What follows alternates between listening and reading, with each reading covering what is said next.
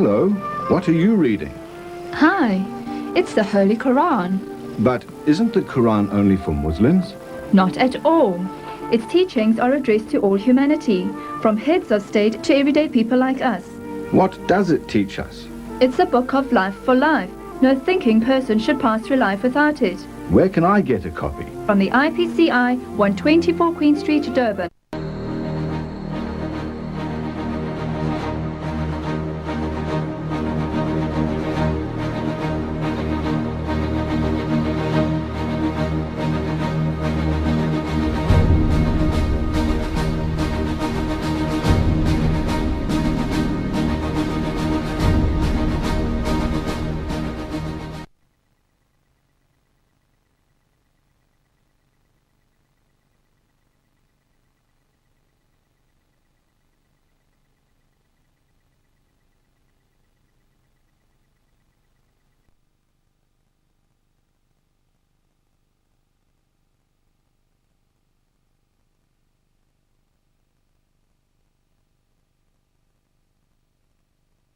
Ansarele Allah Ruri Ritsakohu Allah Huyene Ritabuela Roche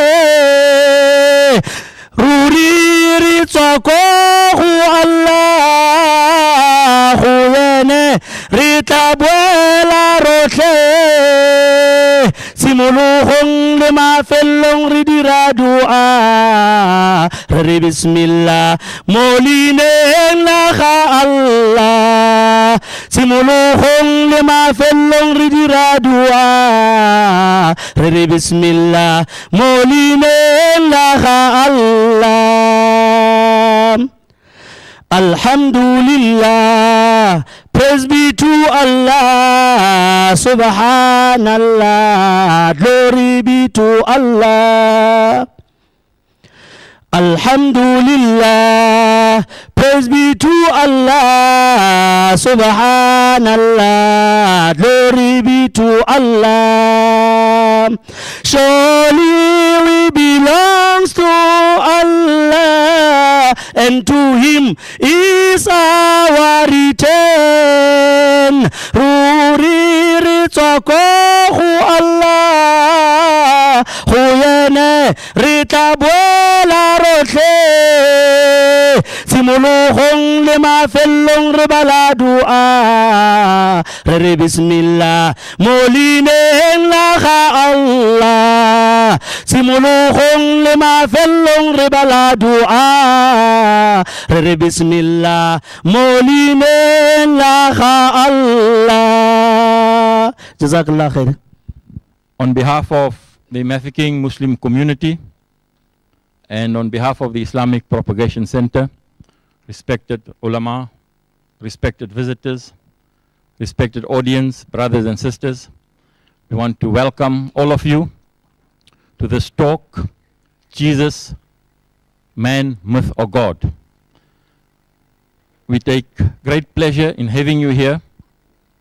This whole program was encouraged and motivated by a group of Muslims in Mafeking, and on behalf of the Muslim community, we want to thank you for being here today, taking the time off. We take this opportunity and welcome our brothers from the Islamic Propagation Center International in Durban. It's a whole group, whole breed of young people who have taken over from the late Sheikh Ahmad Didat. We still have to come to know them, but they are here. The main speaker for today is Brother Yusuf Ismail. He is a practicing attorney in Durban, and he's an independent researcher on religion. So I think he's taking over from Sheikh Ahmad Didat. I'll give the platform over to him.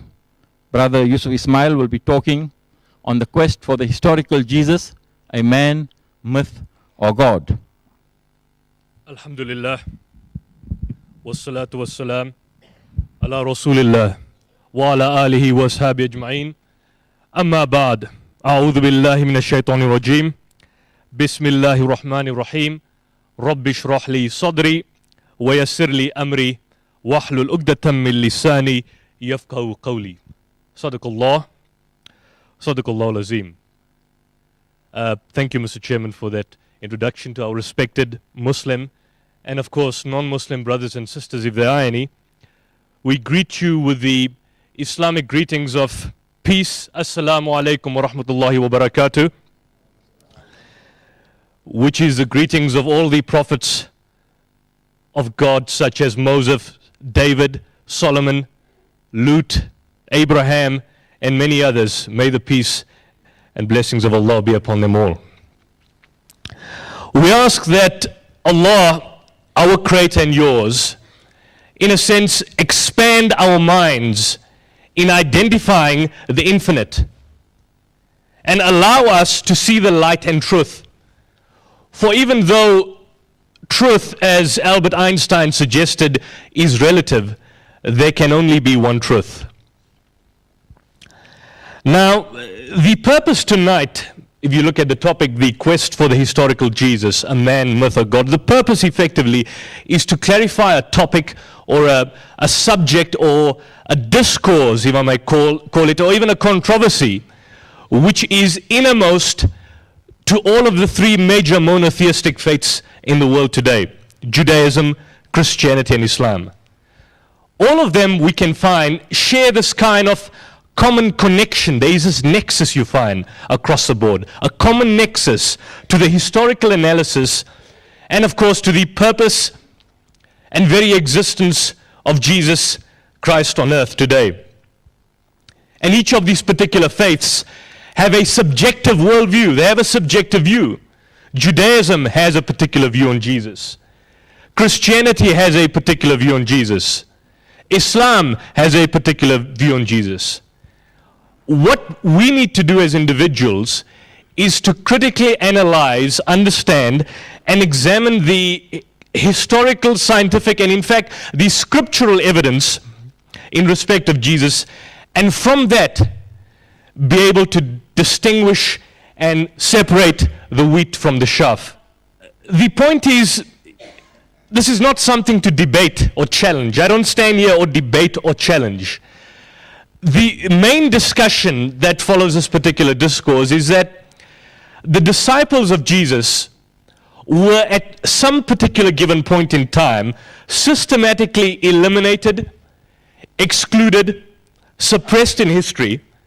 And so the original Jesus, in other words, the original message and the original Jesus, who was a man in flesh and blood, who walked the earth, systematically fell away, disappeared from history.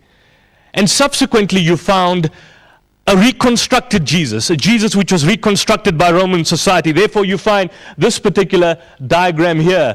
This was a reconstruction which was done by the BBC in 2000.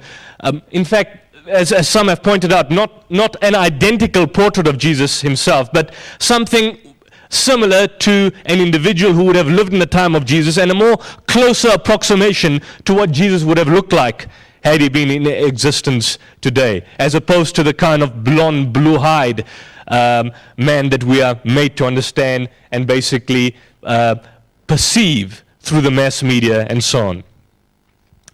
Now, at the outset, this is basically a sensitive topic.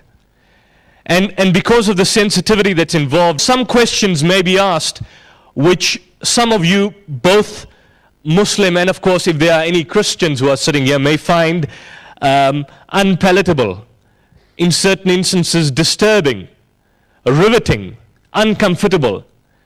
But as one particular writer had pointed out, that the truth which makes men free is the truth which in most instances men prefer not to hear.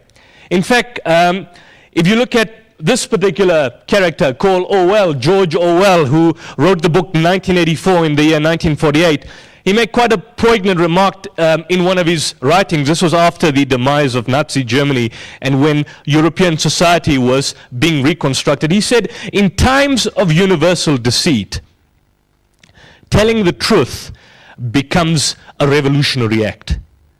And we find ourselves today living in a time of monumental deceit.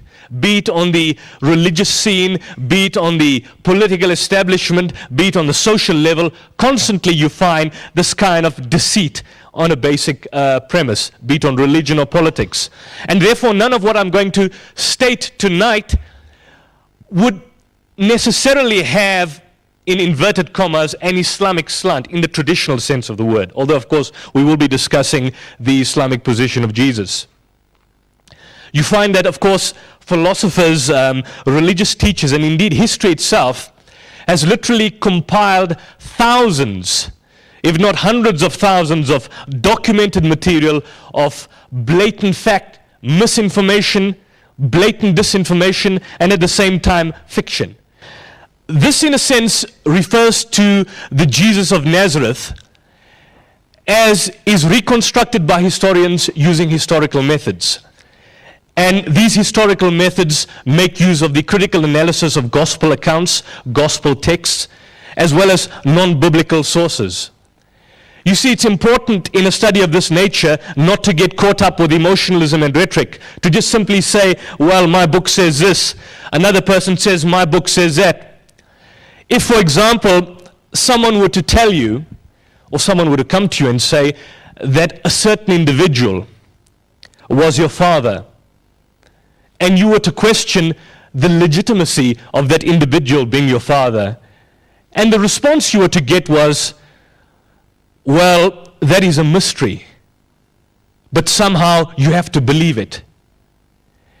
And yet when you take that analogy, you find that missionaries, fundamentalists, Baptists, when they foist this Trinity, the Athanasian Creed, the belief in the Father is God, the Son is God, and the Holy Ghost is God, but they are not three gods but one God, and expect you to believe it. And when you question them as to the basic premise in respect of this idea, they simply state, well, that is a mystery.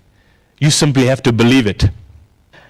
These two individuals, Herman Samuel Reimarus and Baruch Spinoza, in fact, the latter, Baruch Spinoza, a Jewish philosopher in the 16th century, he in fact raised the point when this was put forth to him, when they questioned him, God having to come down to earth as a man. And so he asked them, what do you mean? What are you trying to emphasize when you say God can come down to earth as a man? What are you trying to indicate or postulate? But Reimarus essentially provided this kind of analysis whereby he projected scholarly account, a scholarly analysis of the Gospels, and thereby came to a subsequently different conclusion in terms of which modern mainstream Christians have given to understand. And of course, you look at his influence in the Tübingen school in Germany.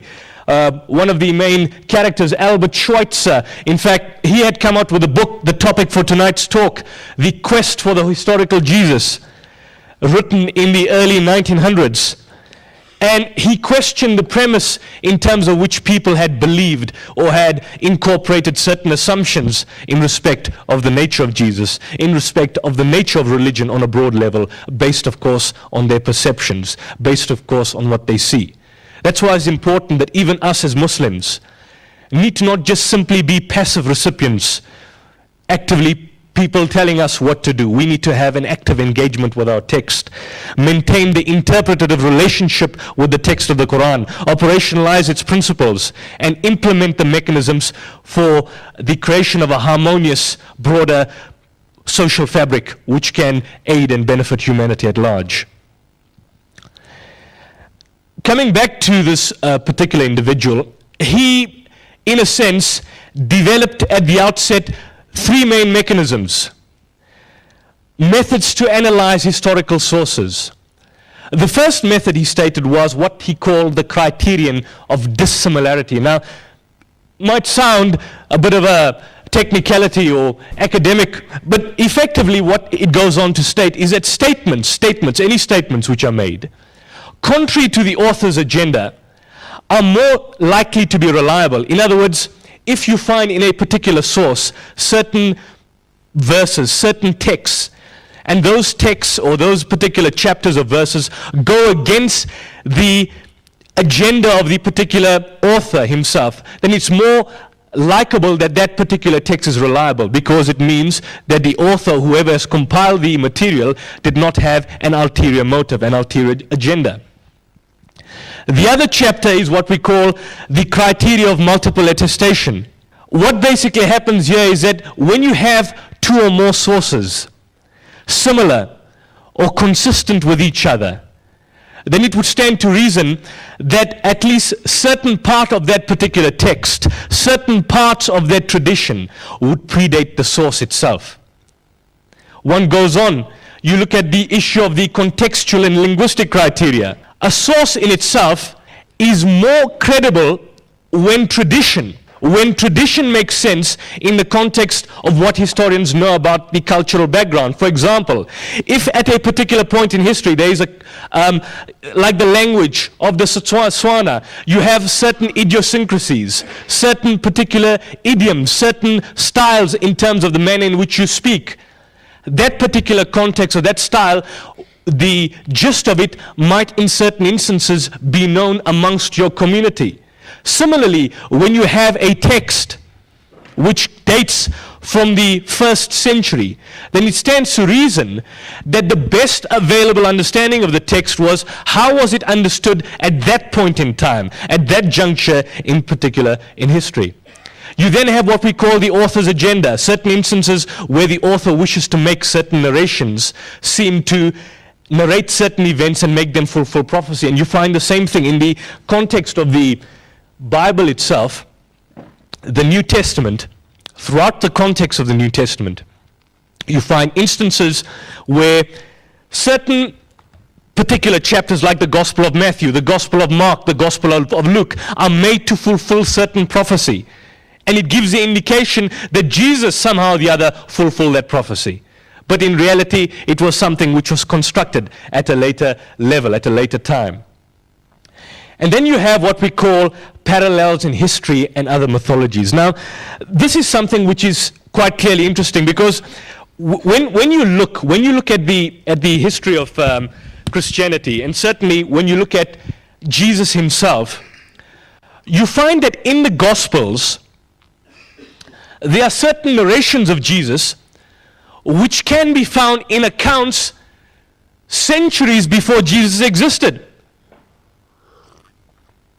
For example, as we will come across it later, in Buddhism, for example, you would find certain passages, parallels in the life of Buddha. And you read the New Testament, you find exactly the same carbon copy, reproduction of what happened to Buddha.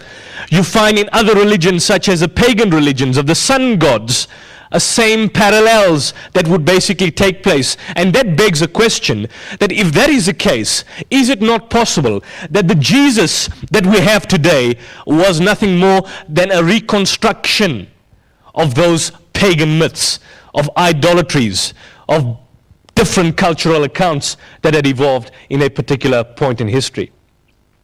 Because one thing we need to know is that the Gospels, the New Testament, were written centuries after the demise of the particular writers. Matthew, for example, heard of the Gospel of Matthew. When was it written? In about 100 AD. John was written in about 110 AD, the oldest. Luke was written in about 75 AD. And Mark, which is the oldest, was written in the year 60 to 65 AD. Now, the problem is that all these so-called authors were dead at that particular point in time.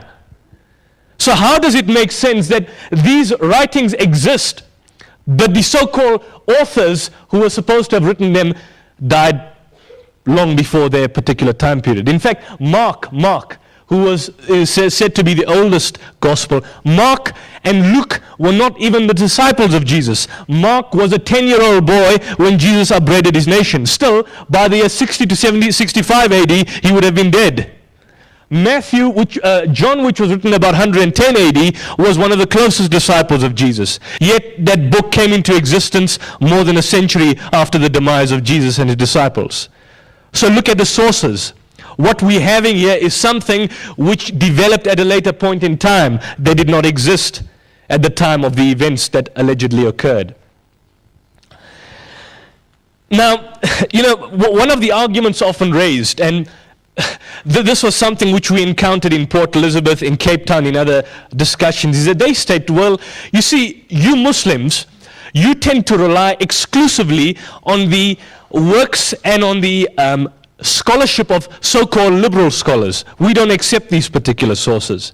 These sources, or these so-called biblical writers who have dated these particular gospel accounts, we don't accept them.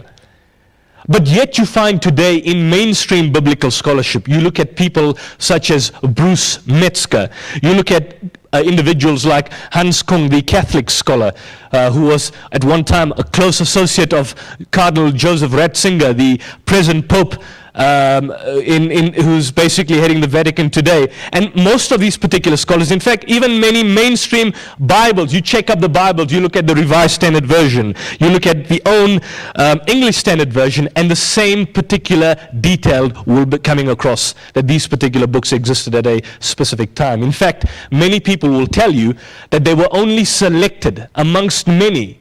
They were selected in the 4th century at what we call the Council of Trent. I've got a book here called The Crucifixion of Truth.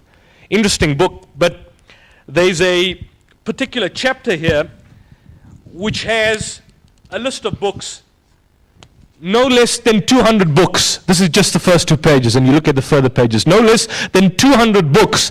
And out of those 200 books, well, they decided these are what we are going to take. This is what we select. This is what we are happy with, because it conforms to our perceived beliefs, to our ideas, and so on. What about the Old Testament? And this is important when you look at the historical Jesus. Many people today view the Old Testament as a workings founded largely on Sumerian and Babylonian myths and legends. You find the existence throughout history of sun god worship, not the Son of God, worshipping the sun god. You find reptilian or serpent worship. You look at the Ming dynasty in China, or the Egyptian royal court of the dragon, where the worship of the snake or the serpent was something which was common. And what happened is that subsequently individuals, in fact today presently, people such as Sir Lawrence Gardner, who in fact engages in many of these mystery school rituals. You have many secret societies like Knights of the Hospitals of St. John, Opus Dei, the Bohemian Grove, and so on, where they incorporate these particular pagan rituals. And if you analyze them and study them, you find many of them are the sources for the historical account in respect of Jesus. In fact, here you have a picture. This particular picture was discovered. It was a statue which was discovered in modern-day Iraq in the 1920s by an archaeologist called Leonard Woolsey. But it's quite interesting because it puts forth, it's a reptilian being, and in the arms of this particular figurine is a child. And when you study the Sumerian and the Babylonian myths, you would find that the child here was said to have been conceived by miraculous means. Reptilian worship. Here you find, this is in Temple Bar in London, again the same principle, which these are gargoyles which are found in France. But interestingly enough, that you look at the so-called concept of the Virgin Mary, and you analyze history, and you find in what archaeologists have discovered, that you find similar accounts in history. This is one particular example of what they call a half snake with a child in the midst, virgin birth. You find again so-called mother goddesses in history. In fact, all the attributes, if you look at the Babylonian Trinity, you look at Babylonian civilization, ancient Babylonian culture and religion, the ancient Babylonians believed in a Trinity. And that Trinity was of Nimrod the father, Tammuz, who was the son, and Semiramis, Queen Semiramis, the Virgin Mother, and that was subsequently transposed into Greco-Roman